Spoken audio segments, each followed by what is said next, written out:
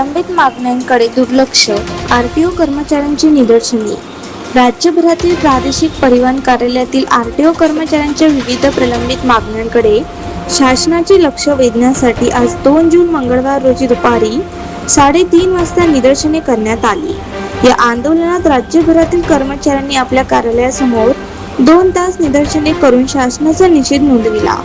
कर्मचाऱ्यांच्या पदोन्नती, सेवा प्रवेश नियम, पदनाम बदल, आश्वासित प्रगती योजनेचे लाभ तसेच बदली संदर्भातील विविध प्रश्न अनेक दिवसांपासून प्रलंबित असल्याने कर्मचाऱ्यांमध्ये नाराजीचे वातावरण आहे. या मागण्यांवर तातडीने निर्णय घेण्याची मागणी आंदोलनकर्त्यांनी केली. संघटनेने आंदोलनाचा पुढील आराखडाही जाहीर केला असून 9 जून रोजी 1 दिवसाचा लाक्षणिक संप तर 16 जून पासून बेमुदत संप पुकारण्यात येणार असल्याचे सांगितले. कर्मचाऱ्यांच्या प्रमुख मागण्यांमध्ये वरिष्ठ प्रशासकीय अधिकारी व प्रशासकीय अधिकारी पदांच्या पदोन्नती प्रस्तावांना मंजुरी, कार्यालय अधीक्षक व सहाय्यक मोटर वाहन अभियोक्ता पदांचे सेवा प्रवेश नियम तयार करणे, वर्ग 3 संवर्गातील पदांचे सेवा प्रवेश नियम लागू करणे, लिपिक व वरिष्ठ लिपिक पदांचे पदनाम बदल, आश्वासित प्रगती योजनेचे लाभ देणे तसेच बदली संदर्भातील प्रश्न निकाली काढणे यांचा समावेश आहे.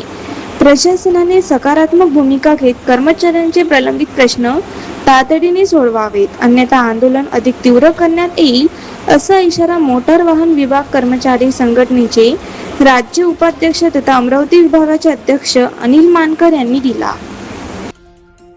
मंगळवार दिनांक 2 जून परिवहन विभाग राज्यातील सर्व परिवहन आयुक्त कार्यालयामध्ये महाराष्ट्रातल्या आरटीओ विभागात आज निदर्शनेचा कार्यक्रम आयोजित केलेला आहे. कर्मचाऱ्यांमध्ये भडकत असलेली प्रचंड आग 2 सप्टेंबर 2022ला हा आकृतीबंध मंजूर झाला. तेव्हापासून त्याची अंमलबजावणी नाही. वेगवेगळ्या मार्गाने आम्ही आंदोलने करीत आहे. 3 दिवसाचा लाक्षणिक संप केला. माननीय परिवहन आयुक्त, माननीय परिवहन मंत्री, माननीय मुख्यमंत्री या राज्याचे या सर्वांना निवेदने देऊन आमच्याकडे बघण्याकरता यांना कोणालाही वेळ नाही. त्यामुळे सतत आमचे निदर्शने आणि आंदोलने सुरू असतात. आज संपूर्ण राज्यामध्ये परिवहन विभागात म्हणजे आरटीओ मध्ये हा निदर्शनाचा कार्यक्रम आयोजित केलेला आहे. त्यानंतर आम्ही 9 जूनला 1 दिवसाचा लाक्षणिक संप पुकारणार आहे आणि 16 जून पासून आम्ही बेमुदत संपावर जाणार आहे. आमच्या आकृतीबंधाच्या मागण्या आहे.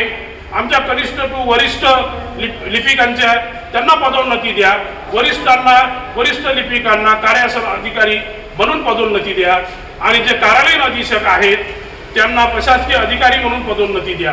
ही पदोन्नतीची साखळी निरंतर राबविण्याकरिता कर्मचाऱ्यांमध्ये आज एकजूट होण्यासाठी सर्व कर्मचारी राज्यातले एकत्र आलेले आहे आणि प्रत्येक कार्यालयासमोर ते आज निदर्शने करीत आहे. निदर्शने करण्यामागे शासनाला लक्ष वेधण्याकरिता, शासनाला जाग आणण्याकरिता हा आज आम्ही कार्यक्रम आयोजित केलेला आहे आणि त्या अनुषंगाने आमचे टप्प्याटप्प्याने कार्यक्रम राहणार आहे. सेवानिवृत्त कर्मचारी होत आहे, त्यांना लाभ मिळत नाही. ते ज्युनियर क्लार्क म्हणून, सिनियर क्लार्क म्हणून ते रिटायर्ड होत आहे. तरी आमच्या विभागाला किंचितही त्यांच्याविषयी सद्भावना नाही आहे, कुठेतरी त्यांच्याविषयी माणुसकी नाही आहे. हे सर्व थांबविण्याकरिता आज कर्मचाऱ्यांमध्ये कुठल्याच पदावर पदोन्नती मिळत नाही आहे. निव्वळ आश्वासित. अरे त्यांचा स्वाभिमान कधी जागेल? जेव्हा तो वरिष्ठ पदावर बसेल तेव्हा त्याला स्वाभिमान वाटेल. त्याच्या घरच्यांना वाटेल की माझा नवरा काय करतो, माझा बाप काय करतो, मी काय करतो हे समाजात सांगताना त्याला वाटेल की मी वरिष्ठ आहे, मी कार्यालयीन अधीक्षक म्हणून सेवानिवृत्त झालो, मी प्रशासकीय अधिकारी म्हणून सेवानिवृत्त झालो. पण या विभागात ज्या पदावर लागले त्याच पदावर सेवानिवृत्त होण्याची जी मालिका सुरू आहे ती निरंतर मालिका आजही सुरू आहे. त्यामुळे या कर्मचाऱ्यांमध्ये प्रचंड असंतोष खतखतलेला आहे आणि आकृतीबंधानुसार आमच्या सर्व मागण्या शासनाने मान्य कराव्या ही आमची त्यांना नम्र विनंती आहे. आणि कर्मचाऱ्यांना त्यांचे सेवा प्रवेश नियम तात्काळ मंजूर करावे. असे कोणते सेवा प्रवेश नियम आहे की जे दिल्लीच्या तख्तावर जाऊन बसणार आहे आमचा कर्मचारी? हे कळायला मार्ग नाही आहे. कुठले सेवा प्रवेश नियम आहे? मंत्रालयाचे परिवहन आयुक्त 2 मिनिटाच्या अंतरावर, हाकेच्या अंतरावर असलेले हे सेवा प्रवेश नियम यांना 3-3 वर्ष लागतात कसे? हा आता संशोधनाचा आणि एखाद्या युनिव्हर्सिटीने पीएचडीचा घेण्याचा विषय निर्माण झालेला आहे. मित्रांनो, असे कोणते आहे तुम्हाला की तुम्हाला दिल्लीच्या आहे की तुम्ही थेट तुमचं आयुक्त म्हणून प्रमोशन होणार आहे, कळायला मार्ग नाही आहे, असे कुठले सेवा प्रवेश नियम बनवत आहे? अरे किती किमान लोकांना कर्मचाऱ्यांना तुम्ही धूळफेक करणार आहे, किती त्यांचा अंत बघणार आहे? अरे तो भडकला म्हणजे तुम्हाला बसते कठीण करून टाकेल. आता तरी सुधरा, नाही तर पुढचे दिवस तुमच्यासाठी फार वाईट येईल.